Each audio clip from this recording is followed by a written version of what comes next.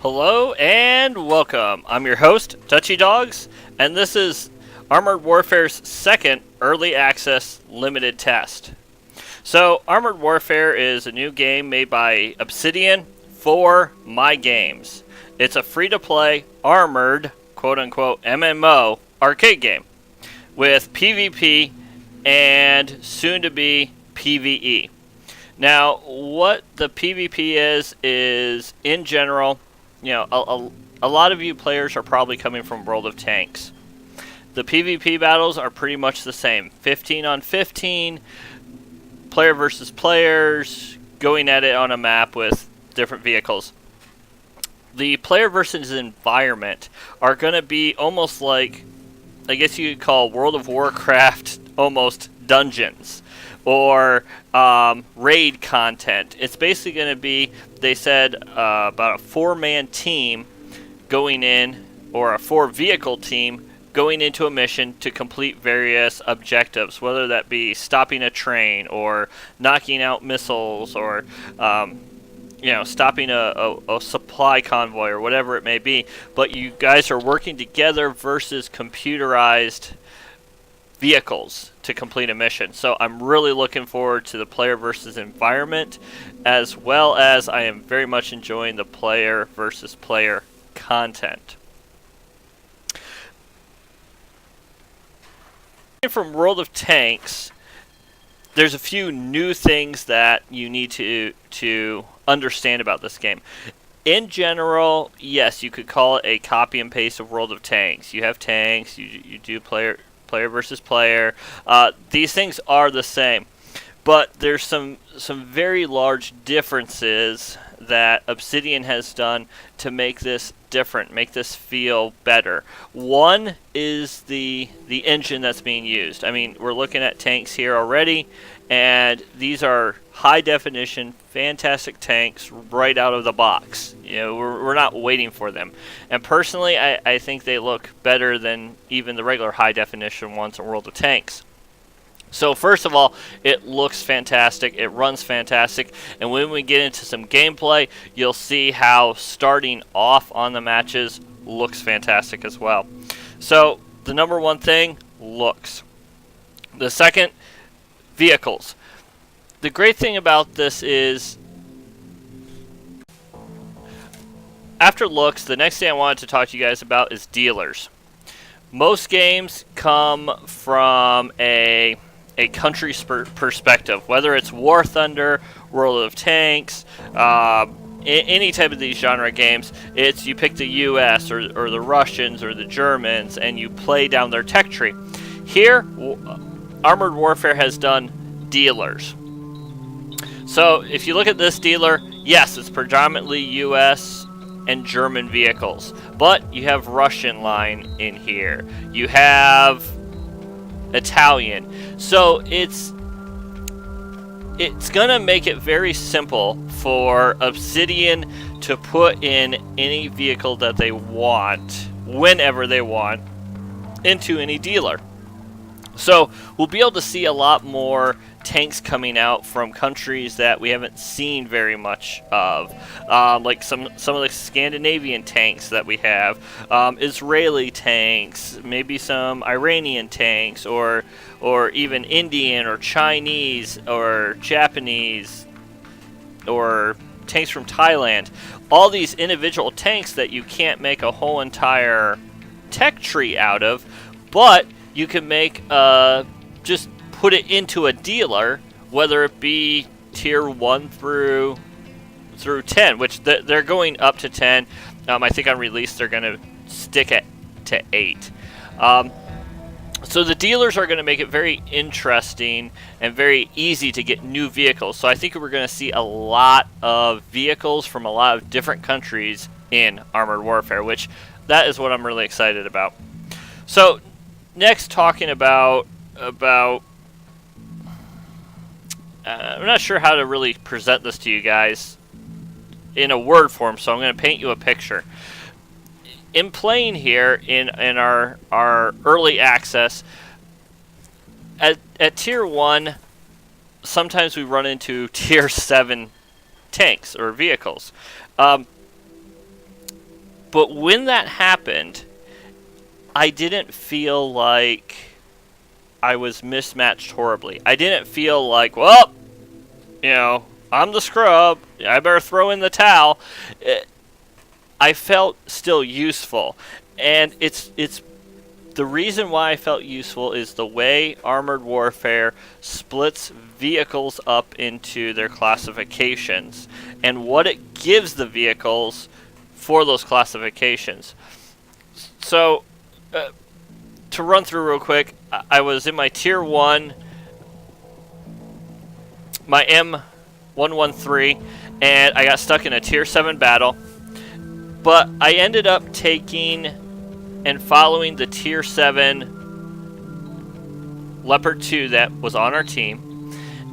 And I ended up using my Designate Targets ability, which allows me to designate within line of sight, and it designates the target, and they take increased damage. So all I did was follow this Tier 7 tank and designate the targets he was shooting at, and so he was able to do more damage. I got a ton of assistance damage on top of that, so I was his eyes, I was his ears, but I was only a Tier 1. And, I was also able to do my own damage. I had a 25 millimeter on the M113, and back to the part of feeling useful, even top tier tanks, even the Warrior, the Weasel, go over here to this side, the BMP-4, the Bradley, these tanks have 30, 25, 20 millimeter autocannons. They're able to do stuff in this game. So even at Tier 1, where you have your 20 millimeters or 76 millimeters, you can still do stuff, because even at Tier 7, you have tanks, you have vehicles that do not have armor, and so your small caliber guns can rip through them. Granted, an M2 Bradley or a BMD-4, they do have anti-tank guided missiles, which makes them a lot more effective, but you don't feel helpless anymore getting into a higher tier match. And that's one of the things I love about that. So, to talk about the different classes of vehicle and what makes them important. So, armor fighting vehicles, like I said before, they have that designate target, and what that does is it increases the damage to targets that are lit up. They also have a 125% bonus to capture speed. So when they get into an enemy spawn, they capture a lot quicker than any other vehicle out there. So no matter, you might be in a weaker vehicle, quote unquote, but you make up for it in what you can do for your team. Not to mention, armor fighting vehicles normally have the highest view range in the game, so they're your spotters. Alright, so next we're going to talk about light tanks. So light tanks like the Sheridan, the Stingray, VF5, what they have available to us is and it's hard to translate here, but it says better handling on off-road terrain. No penalty to aiming while traversing the turret or driving forward and backwards. Basically what it means is light tanks are all about doing damage on the move. They're continuing to move, and they're firing on the move. They also use smoke grenades to mask their selves and their friendly units for either attack or retreat. So these remind me of a lot, not the light tanks of World of Tanks, but more like the destroyers in World of Warships, able to put down smoke screens, constantly having to move to stay alive. But they are given the boost to do so. So next is tank destroyers. So tank destroyers, first of all, their movement does not reduce their camouflage factor. Okay, tank destroyers in here are not the same as World of Tanks. They are fast-moving, lightly armored vehicles with high damage guns, and they do get a damage bonus while at optimal accuracy. Basically, if they sit there and let the reticle zoom all the way in, they do extra damage. So they're your snipers, plain and simple. but they're also squishy. They're not something to just be left alone. Now, next is your main battle tanks. Okay, and this is like your Leopards, your Abrams, your T-72s, your T-90s. These, they don't have any special ability, but what they have is tons of armor and tons of hit points. They're able to use high caliber guns, so they do a lot more damage. And even to the point that sometimes these tanks can't even penetrate themselves from the front. So let me see if I can give an example here with this Leopard 2 here. So this damage his penetration is 480. But we come down here, and his turret is 426, so he can penetrate himself. If front on, if he angles himself, he cannot penetrate that turret. But the thing is, he might be able to penetrate himself, but take an armored fighting vehicle with a 20mm cannon. Nothing's penetrating that. So finally onto artillery. Now, artillery in here is a lot more interesting than World of Tanks. Not only does it do its normal rain death from above, but firstly, they made a mini game out of artillery. Every time artillery fires, it will ping on the mini-map where that artillery fired at, the square. So A1, the artillery is in A1.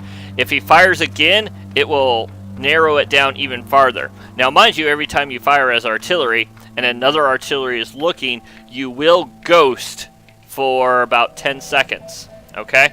So another artillery looking in your area and you fire, you will ghost for 10 seconds, only to other artillery. You fire a third time, it will ping on the map exactly where you're at, so your enemy artillery can pinpoint you and fire. So it's not like World of Tanks where you can just sit back, shoot, and not worry. You have to keep moving. Also, the great thing about artillery is you can use support ammo. Basically what that means is smoke. So you see your units moving forward and they need a smoke screen, you can drop that smoke screen in front of them. Illumination rounds. You can blind the enemies. And so your artillery is not just a rain death on the enemies. It is help your allies and play your little artillery mini game. So a lot more interesting than what we're used to. So that's just going into the how each one of these are different. Finally, it's Obsidian. Okay, Obsidian is all about role-playing games. I mean, we have Elder Scrolls, Fallout. They're all role-playing games. So there's a portion of role-playing in here. So we have our captains. First and foremost, all captains come with bonuses. Some are better than others. Some even have negatives, so they have a lot of bonuses, but also negatives. And they level up. They level up through experience. So if I were to switch, if you notice, this guy has 10% to reload, 10% to aiming. She has vision range increased by 10%, and since she's a level 2, modular damage increased by 19% for 15 seconds while near enemy vehicles. So her being close to other people is an advantage.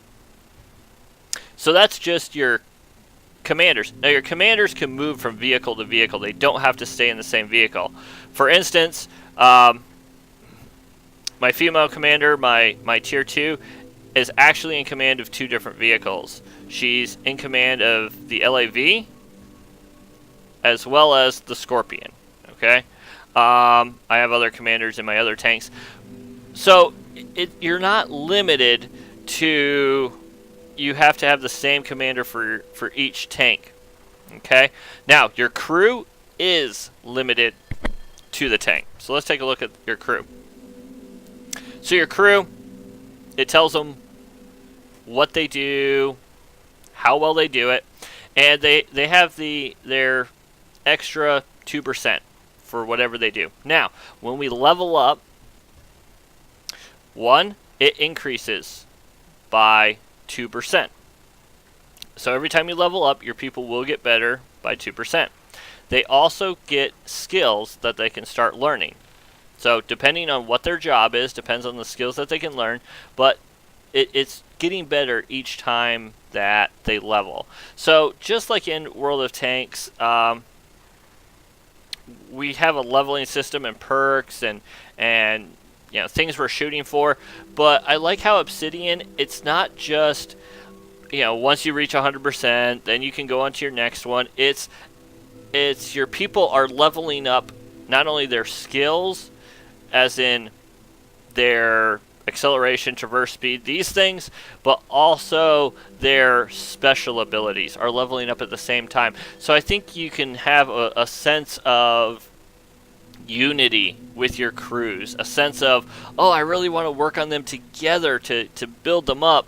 Whereas I think World of Tanks, it was just like, okay, well, I got my skill for now, another 3 weeks till I get my next skill of grinding. Whereas here, it feels a lot more quicker, it feels a lot more substantial, if you could say that. So finally, let's look at the upgrades. Now, I know we're talking World of Tanks, you should be used to this. Here's where we're going to talk War Thunder, okay? Coming from War Thunder, your vehicle had, you know, this is the vehicle you had, this is what it came stock with, and here are the parameter changes amongst that. And so this is what we're seeing here, is this is the Scorpion right now, so we have a few better engines, we have better technology available. Going to the T62, we not only have our generic ammunition, but now we can unlock more and differing types of ammunition to carry with you. And I'll show you how you supply your ammunition, how you work that next. You know, different engines, different tracks, and what you can do with them. So it's a little bit more like War Thunder in the upgrade system than what we're used to in World of Tanks. Every once in a while, yeah, you get new guns. So like the M113, you get a new gun. LAV, you go from a 20mm to a 25mm, but you're not going to see the same grind system where, okay, I got my new turret now I need to get my tracks. Nope, it's you have your vehicle, now let's just slowly start upgrading what you have in that vehicle.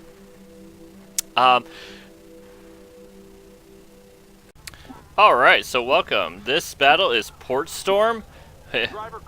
Pretty much this is a Tier 4 battle, but we do have a Tier 6 Bradley on the enemy team. I'm going to head with this M60 into the town and see what we can do.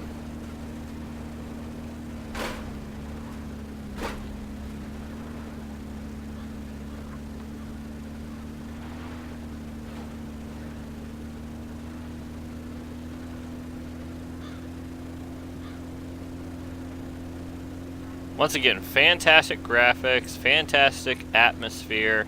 I really enjoy what they've done with the game.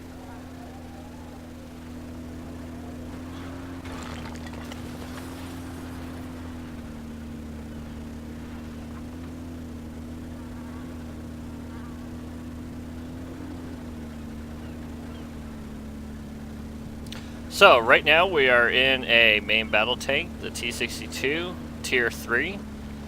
So, see what we can find over here. LAV 150 rolling up.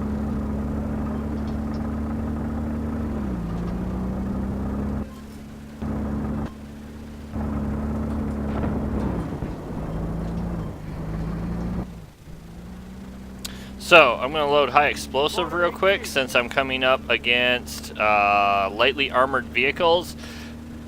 Armor piercing tends to go right through them and not cause a lot of damage, whereas high explosives normally tend to really wreck them.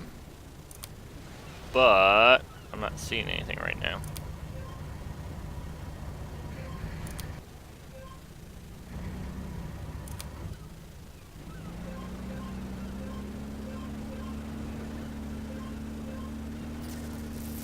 Where's that LAV? Identify target. Hostile tank. Hostile target marked.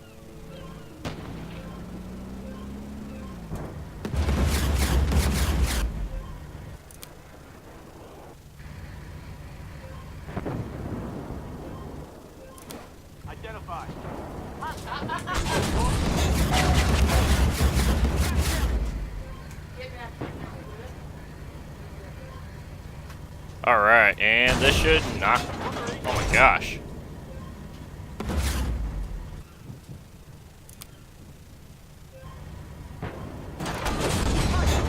There we go. And right now, reloading armor piercing.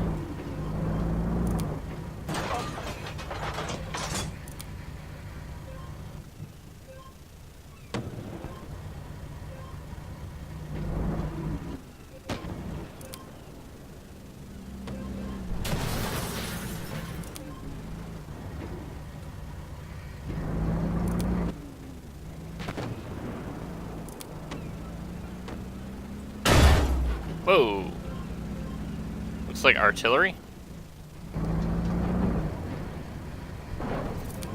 I want that T-62 to roll up so I don't have to go out and get anybody.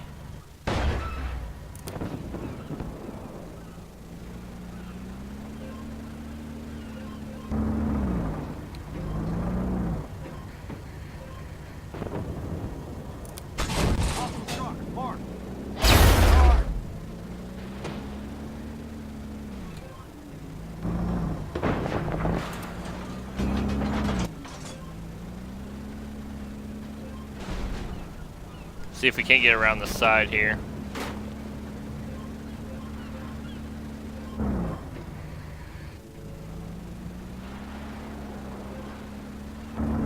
Identify target.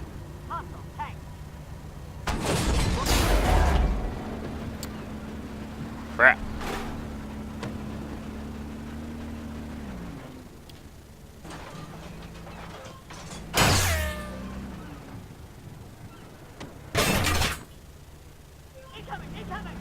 So, right there is letting you know artillery is firing into the location. Identify target. Hostile tank.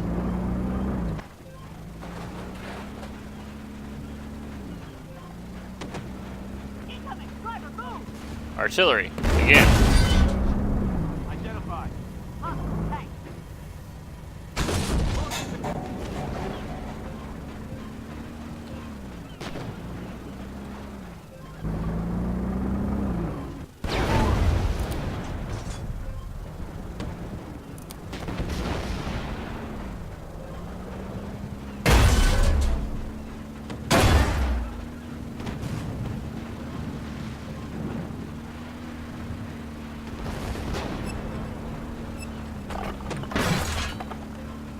Alright, so, with us taking the advantage, we're going to move up and hopefully get shots in on this M60 side.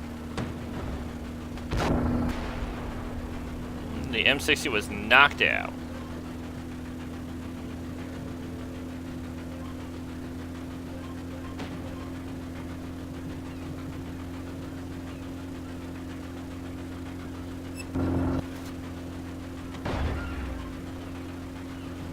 So this is going to force the Leopard 1 to either turn and engage or stay where he's at and fight. So I'm going to let him keep looking.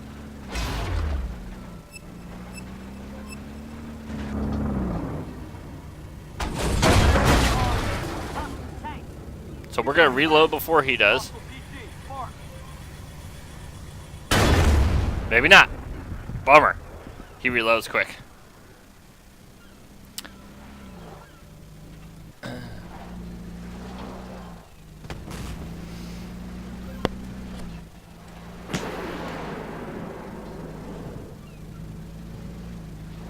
So we'll just finish out the game watching some of these other tanks here. So the American M60, the Swing Fire, which appears to be just a anti-tank guided missile-ly armed vehicle. So it will wreck people though. The T-64, the Leopard 1. So once again, you know, looking at this stuff, these are tanks that are tier 10s, tier 8s, you know, in games like World of Tanks, where they're supposedly the top. These tanks are down near the bottom, but they still have all the perks of what you would find in a tier 10 tank. So you might be tier 4, tier 3, tier 2, but you have the perks of quote-unquote a tier 10 tank. Alright, so after talking about upgrades, we're going to go on to loading our consumables and ammo. So in this screen, we're able to load up 5 different types of ammunition. And you can select how much of ammunition you want per selected type, and you can load this all up. So you can either, if all you want is one type of ammunition, go for it. If you want 5 different types of ammunition to do everything you need, you can do that. You can also go with consumables, and you know, it just like World of Tanks, you have your regular fire extinguisher, your auto fire extinguisher, your first aid, your medical, your repair kit, your spare parts. But you have 4 slots to choose from now. It's not so limited anymore. So that wraps up what's different about this. And there's not a lot different, guys. Really, it's basically taking, you know, what World of Tanks did, and it says, well, this is a great idea. Let's do something different, but the same, and try to do it better. And I think they did. You know, a lot of the game mechanics is the same. You know, view ranges. If you're out of view range, you're invisible. If you're in view range, you can see. Throw up smoke, all of a sudden the tank's invisible. So there's a lot of mechanics that are a lot the same, but I think they did World of Tanks but better, and I think it's Armored Warfare. It feels fun. It feels new, and no matter whether you're tier 1 or tier 7, you feel special, which I think makes the game a lot more enjoyable. It's no longer about, oh, I can't wait to get that tier 10 tank so I can feel special, so I can feel good. It's, I have fun with the vehicles I buy, and I enjoy what I do. Alright guys, let's go ahead and get into some gameplay and see how that rolls. Alright, so this is the after action screen. It lets you know how many kills, assists, damage, spotting, any objectives. Objectives will be in player versus environment. I got my ×2 for how much money total, and then it also lets you know what you did. You know, I spotted all 5 of these guys. No assisting spotting damage, but how much damage I did to each of the tanks. Assists. So, assist in destroying the tank, like I helped damage that tank. And then, kills. So this is basically the summary, and then down to team performance. Spotting, damage done, assists, kills, and then experience earned. Alright, ladies and gentlemen. Oh, my people just leveled up. So, let's go ahead and take a look at that. So, my crew went ahead and leveled up. So for my driver, we have Smooth Ride, which gives you accuracy while moving improved by 19%, battling ram, ramming damage increased, top speed increased by 10%, and whole traverse speed improved by 10%. Personally, since this game doesn't do a lot of sitting, you actually fire a lot on the move. I want the accuracy while moving. So, this gal is my gunner. So, sure start. Maximum accuracy improved by 10%. To the twist, turret traverse speed improved by 10%.